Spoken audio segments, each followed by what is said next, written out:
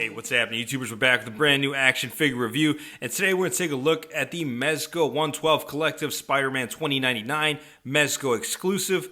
Now, you might have seen this recently on my channel because I did do a live stream with the Dolly dress-up with my man Fobster, but if you haven't checked that out, feel free to go back in the channel and check it out. Anyways, I'm so hyped to get this figure in, and I got it for retail just because I missed the initial window date to order this. But I'm hyped to get this in, especially since I've seen all the dope shots people have taken. As you can see, it's still in the freaking plastic. In true Filipino style, I still got it in the plastic. So without further ado, like we always do, we're gonna get started with the box art first. All right, and after carefully removing this out of the plastic, you see the full artwork of the Spider-Man 2099. You see the nice fancy gold Mezco exclusive sticker with Gomez there, which means this is probably gonna be worth like $800 in 2 years. I'm just kidding.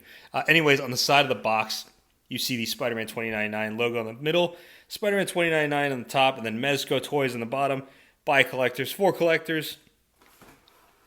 And then on the back of the box, you see the same artwork you saw on the front, just without that fancy Mezco exclusive sticker. Now, me personally, I have two Mezco figures. The Cable one that you saw me do a live stream unboxing last year, and then the Thor Ragnarok one. So when it comes to these things, it's like an experience, in my opinion. As my friend Fobster put it, it's a boutique figure. It's not one of those boxes that you're just going to rip open and throw out. You're going to preserve these boxes. So I like to open it from the bottom, just so I don't damage anything on the top. So when taking it out of the box, it's like an unboxing of like a fancy boutique camera. I used to be into photography. I shot professionally, and I liken this experience to like taking a Leica out of a box. If y'all don't know what Leica cameras are, I suggest you look it up. All right, after I removed it out of the box, it does come with some paper here. It says, welcome to the 112 Collective, designed by collectors for collectors.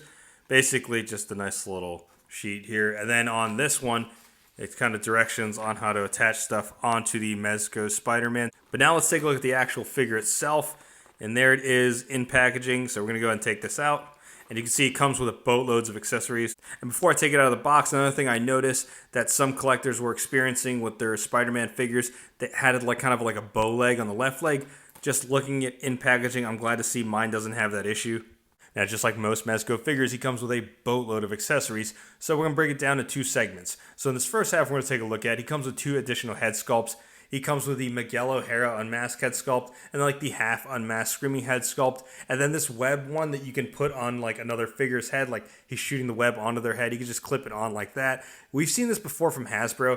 Hasbro did something similar with the Gamerverse Armored Spider-Man Mark III. It came out, I think, early 2020. Anyways, he also comes with 5 additional sets of hands. You see the 2 wrist communicators, one with the Lila projection. Then the second half of accessories we're going to take a look at that he comes with is these web shooters. I don't want to take them out of the box just yet because I don't want them to bend or anything like that. And then right below it, you can see the little clip that attaches to the base stand. And speaking of base stand, this thing looks incredible. It's a different art design than what we saw in the box art. The pose is kind of reminiscent to McFarlane's Spider-Man. He's in a really dynamic pose, yo.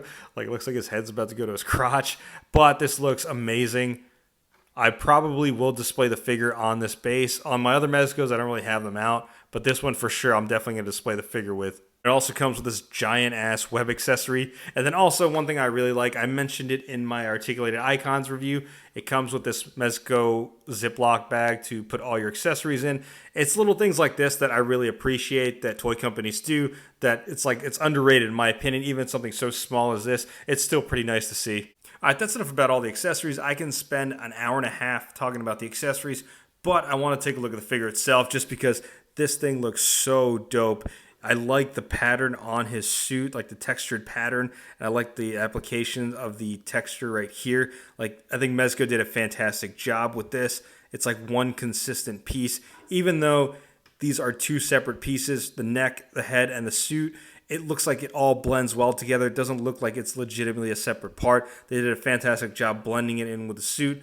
Unlike other Spider-Man figures before, they use kind of like a gauntlet thing, so you can tell it's 2 definitively separate pieces. This one just looks like one even flow. So I think kudos to Mezco on that. And then when taking a look at the back of the figure, this is probably the one area of improvement they probably could have done better on, was the cape. It does have wiring on the sides, so you can essentially pose it outward. I'm a little bit afraid because I feel like it's going to tear or rip off. but I feel like the cape could have been a little bit better. Now I just want to test out the articulation, so I'm going to try and pose him like we saw on the box.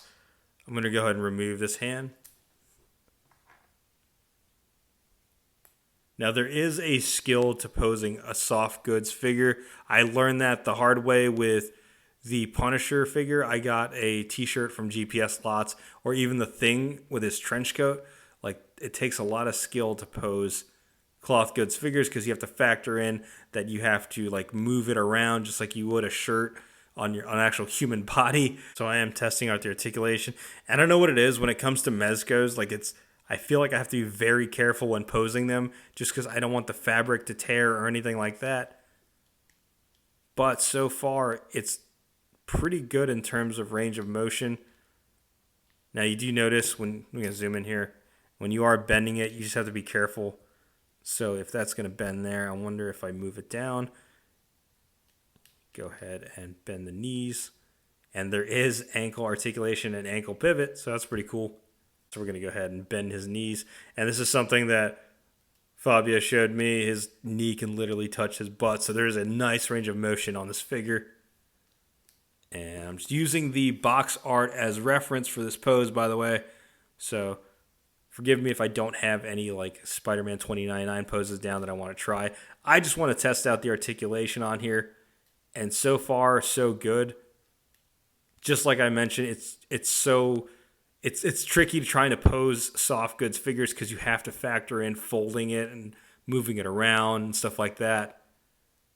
One of my concerns was bending this part right here. I just don't want the fabric to tear or the plastic piece to tear off over time.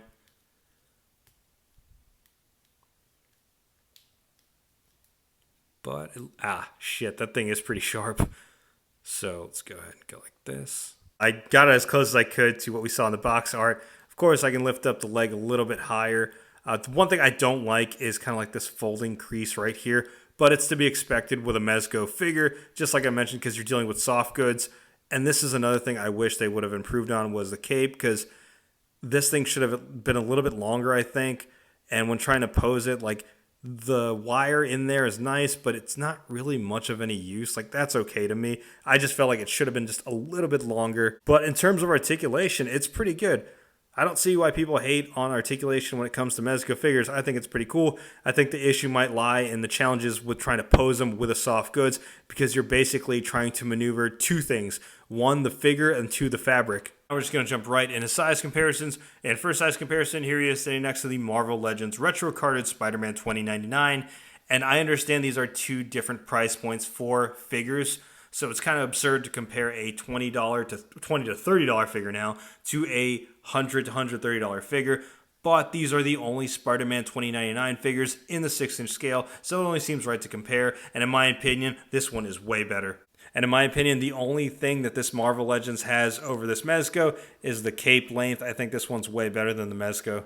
And next size comparison, here he is standing next to the only other two Mezco figures I have in my collection currently. We have Thor from Thor Ragnarok and Cable. And next size comparison, here he is standing next to some more Hasbro Marvel Legends retro carded Spider-Man figures. We have the retro carded Spider-Man on the left, and on the right we have the symbiote suit Spider-Man, aka the Just J Hernandez Spider-Man. So as you can see, he doesn't really scale well with the Marvel Legends Spider-Man figures. I thought he would probably be at least the same size, but he is a little bit bulkier than they are. And this next size comparison is just because Spider-Man 2099 is slated to be in the sequel to Spider-Man Into the Spider-Verse, aka Spider-Man Across the Universe, I think it is, or Spider-Verse, whatever. Anyways, he's next to Marvel Legends Miles Morales and the Marvel Legends Ghost Spider or Spider-Gwen. And in terms of aesthetics and like size comparisons, this does work because from what I remember in the trailer, and sorry, it is called Across the Spider-Verse, Spider-Man 2099 is significantly bigger than Miles Morales. Last size comparison, here he is standing next to the Mezco Iron Fist. I'm just kidding. Obviously, this isn't the Mezco Iron Fist. This is just the Marvel Legends Iron Fist that I've kind of kit bashed with a one-piece outfit from GPS Lot. And I'm only doing this size comparison just because it's the only other like soft goods figure I've got right now. I might do a review later on the channel about the GPS Lot pickups I've had recently for Iron Fist, Punisher, and The Thing. But in the meantime, you can catch the live stream I did with Fobster, the Dolly dress-up. Alright, so my overall thoughts on this figure is I absolutely like it. It is easily one of my favorite figures this year. Is it the figure of the year for me, though? Not quite, but it's definitely in my top 10, maybe even top 5, because I had a lot of fun posing this around. And I know when it comes to Mezco figures in the toy community, it's kind of a conflicted, split point of view. Some collectors love it, some don't. They always say, depending on the superhero, it kind of has a pajama-looking feature to it, which I understand. But in my opinion, I think this works. I think Mezco did a fantastic job with the pattern on the suit and letting it blend in with the rest of the parts of the figure, like the hands or the head sculpt or the feet. It looks like one consistent piece. Unlike before in previous Mezco figures, you can easily tell it's two separate parts. So Spider-Man had the gauntlets. But other than that, I think this figure is amazing. The only drawback I would say, or one of the drawbacks for me, is that cape. It could have been a little bit better. It's very flimsy in my opinion, but I still like it. I wish the wiring was a little bit stronger. I noticed it kind of poked through on the top of the cape. But other than that, I absolutely love this figure. But yeah, let me know your thoughts in the comments below, YouTubers. What do you think about this figure? Will you be picking it up? And also, if you like what you see, be sure to hit that like button. If you haven't already yet subscribed to the channel, go ahead and subscribe. Thanks for watching. Accessory and the stand right there on the bottom of it. And then his also... Oh, no, it fell out.